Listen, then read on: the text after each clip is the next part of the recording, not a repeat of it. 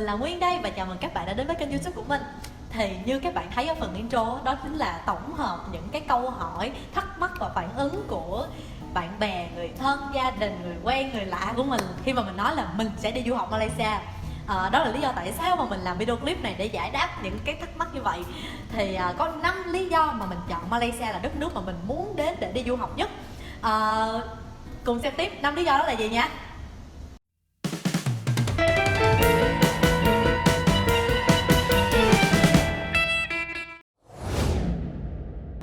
Và cái lý do đầu tiên mà mình chọn Malaysia đó chính là rẻ. Rẻ ở đây không có nghĩa là rẻ cái tiền học phí nó sẽ bằng ở Việt Nam hay tương đương với Việt Nam, mà rẻ ở đây nghĩa là khi mà bạn bỏ một số tiền để đi du học thì số tiền học phí ở Malaysia sẽ rẻ hơn rất là nhiều khi mà bạn đầu tư để đi Mỹ, đi Úc, đi Canada hoặc là cái nước châu Âu, thậm chí là đến một cái nước rất là gần Malaysia, đó chính là nước Singapore. Như bạn biết là Singapore rất là đắt đỏ, thì cái số tiền mà để bỏ ra để đi du học Malaysia nó rẻ hơn những cái nước đó rất là nhiều. Thì ngoài là tiền học phí ra thì tiền sinh hoạt phí hoặc là tiền ký túc xá, đồ ăn, tất cả mọi thứ đều rẻ hơn rất là nhiều. Đương nhiên thì nó sẽ nhỉnh hơn một chút so với ở Việt Nam. Thì theo như mình cập nhật thì bây giờ 1 ringgit Malaysia là bằng 5.700 Việt Nam đồng. Thì với cái số tiền đó thì nếu mà bạn đi ăn hàng ngày thì nó chỉ rơi vào khoảng 30 tới 40 ngàn. Nó khá là nhỉnh hơn Việt Nam một chút thôi, nhưng mà mình nghĩ là nó vẫn có thể chấp nhận được. Thì nói thiệt thì khi mà mình tìm đến con đường đi du học thì học phí là cái thứ mà mình ưu tiên và quan tâm nhất, trước cả chất lượng học hoặc là cơ sở vật chất. Thì học phí là cái mà mình quan tâm hàng đầu luôn. Tại vì cái lúc đầu khi mà mình đi du học thì gia đình mình không phải là thuộc dạng khá giả, rất là khá giả để có thể cho mình đi du học một cách thoải mái mà không lo về tiền học phí và chỉ chăm vào việc học thôi, thì nhà mình không có đủ điều kiện như vậy.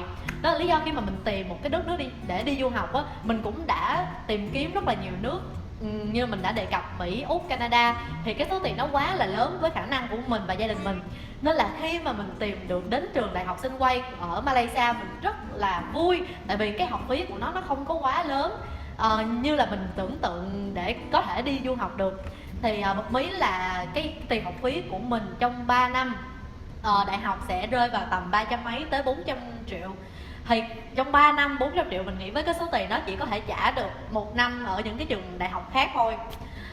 Thế nên là mình rất là hạnh phúc khi mà mình biết được cái học phí nó rẻ đến mức như vậy. Thì đó, học phí là một cái lý do kiên quyết đầu tiên mà mình chọn Malaysia để đi du học. Cái lý do thứ hai mà mình chọn Malaysia đó chính là chứng nhận chứng chỉ.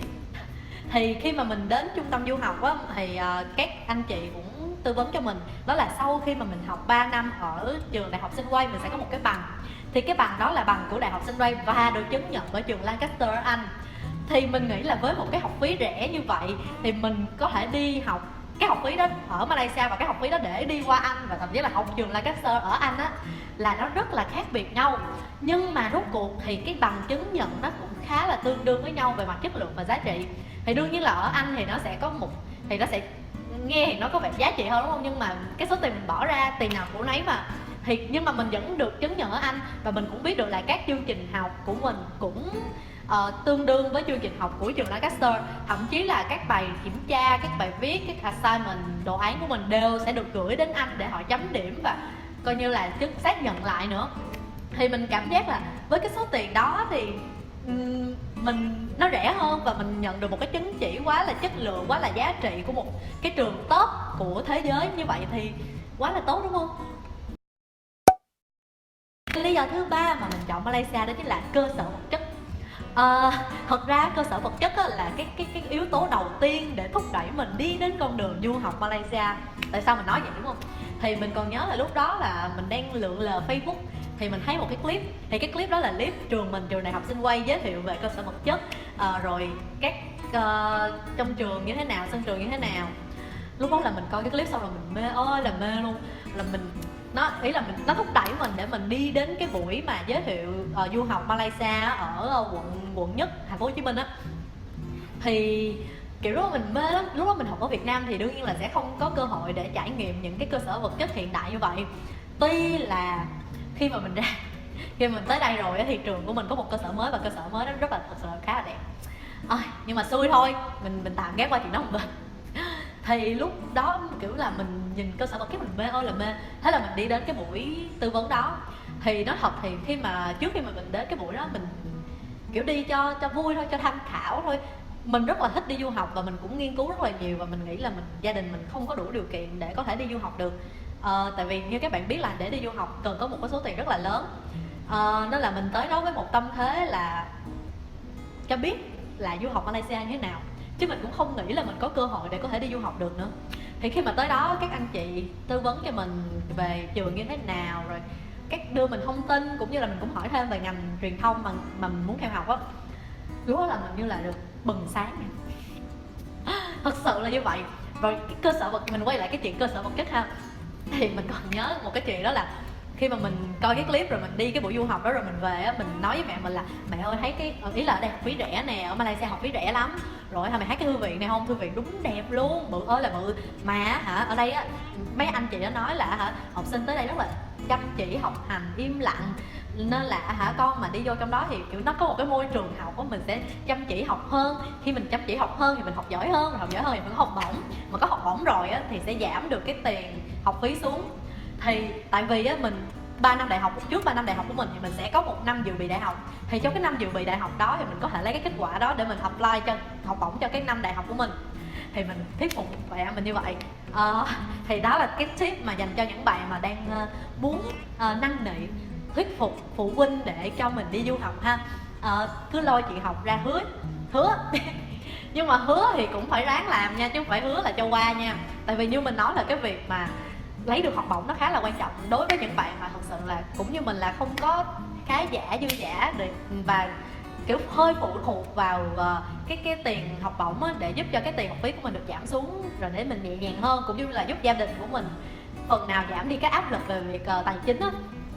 Đó thì cơ sở vật chất đó chắc chắn là cái yếu tố rất là quan trọng để mình quyết định du học ở Malaysia. Thì cho những bạn nào mà cũng muốn trải nghiệm những cái cơ sở vật chất quốc tế xịn sò hiện đại thì thay vì có thể đi Anh, đi Mỹ, Úc thì bạn không có đủ khả năng thì vẫn có thể đến Malaysia, bạn vẫn có thể trải nghiệm những cái cơ sở vật chất, những cái như là thư viện, rồi sân bóng đá, sân bóng rổ, vân vân và vân vân.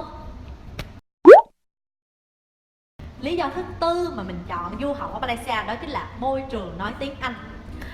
Thì thật sự là trước khi mà mình tới Malaysia mình không biết Malaysia như thế nào á. Mình kiểu như là mình chỉ nghĩ Malaysia là một đất nước Hồi giáo, thì đất nước Hồi giáo thì chắc là họ sẽ không nói tiếng Anh đâu ha. Nhưng mà khi mà mình đến cái buổi du học đó thì mấy anh chị nói với mình là ở Malaysia thật ra là họ có 3 cái nền văn hóa chính, đó chính là Malay, nghĩa là mấy bạn có thể hiểu là những người đạo Hồi á, Trung Quốc và Ấn Độ. Thì những người ở đây có thể nói tiếng Anh và thậm chí là nói rất là tốt. Như là ví dụ như người Trung Quốc á, họ có thể nói ít nhất là 3 thứ tiếng, nghĩa là tiếng Trung Quốc, tiếng Anh và tiếng Malay. Cho nên là mình lúc đó mình wow, kiểu đúng là vậy luôn á, kiểu là mình không hề biết chuyện đó luôn. Và mình cảm thấy rất là tốt, có nghĩa là vì mình không thể đến các nước Mỹ, các nước tiên tiến như Mỹ, Pháp, Úc, Canada, nhưng mà mình có thể bỏ một số tiền thấp hơn để đến một nơi ở châu Á và cũng có thể nói được tiếng Anh. Tuy là mình biết đó là mình cũng đoán được là đương nhiên là cái tiếng Anh ở đây với lại nó sẽ không có quá giống và quá chuẩn như là tiếng Anh ở các nước nói tiếng Anh như là tiếng mẹ đẻ được. Mình cũng có thể hiểu được chuyện đó, nhưng mà mình nghĩ là công nghệ đang rất là tiến bộ, mình có internet mà mình có thể truy cập được rất là nhiều thông tin, rất là nhiều dữ liệu, và ở trên đó là một kho kiến thức. Mình có thể lên đó để mình học tiếng Anh, có thể coi xem phim tiếng Anh, có thể đọc sách tiếng Anh, rất là nhiều những thứ để giúp mình cải thiện tiếng Anh của mình. Và khi mà mình học ở đó ở nhà rồi, mình có thể đem đó để áp dụng, để nói chuyện, để giao tiếp với bạn bè, với thầy cô và với mọi người xung quanh, như là mỗi ngày mình đều có thể được nói tiếng Anh. Thì kiểu tiền nào cũng đó kiểu là ở đây cũng tốt, mình cũng có thể nói tiếng Anh và mình có internet để mình có thể trau dồi nói tiếng Anh một cách chuẩn hơn, phát âm được tốt hơn. Vậy tại sao không, đúng không? Và lý do thứ 5 là lý do cuối cùng nhưng mà cũng khá là quan trọng để mình quyết định du học Malaysia, đó chính là vì Malaysia rất là gần Việt Nam. Từ Việt Nam bay tới Malaysia thì khoảng từ 1 tiếng rưỡi tới 2 tiếng và vé máy bay cũng không có quá mắc. Nhưng mà gần ở đây của mình không chỉ là gần về địa lý đâu, mà gần ở đây á, nghĩa là gần về cả văn hóa, cả ẩm thực, cả thời tiết nữa. Như mình đã nói thì Malaysia là một đất nước gồm 3 nền văn hóa chính, đó chính là Malay, Trung Quốc và Ấn Độ. Thì nhiều người nói là đồ ăn Ấn Độ như là cà ri sẽ rất là khó ăn và cái vị nó sẽ khá là nồng, khá là mạnh ấy. Thì cũng có nhiều người nói là đồ ăn của Malay thì khá là cay và khó ăn. Nhưng mà mình chắc chắn là đồ Trung Quốc thế nào người Việt của mình có thể ăn được. Tại vì cái nền ẩm thực của Trung Quốc và của Việt Nam khá là giống nhau. Thì trong 3 cái thế nào bạn cũng chọn được ít nhất một cái là nền ẩm thực Trung Quốc. Thì đồ ăn Trung Quốc ở đây khá là tương tự với Việt Nam. Nên là mình nghĩ nó cũng sẽ không có quá khó khăn cho các bạn để có thể tìm được đồ ăn mỗi ngày. Thì ngoài nền ẩm thực ra thì như mình nói là khí hậu ở đây thì tương đương với Việt Nam, đôi lúc thì nóng hơn, đôi lúc thì mát hơn, cũng như lâu lâu cũng có mưa.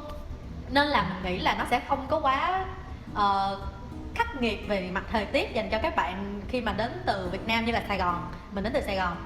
Còn những bạn đến từ miền Bắc thì mình cũng không nghĩ đó là một vấn đề lớn lắm, vì mình cũng có những người bạn ở đây là người Bắc.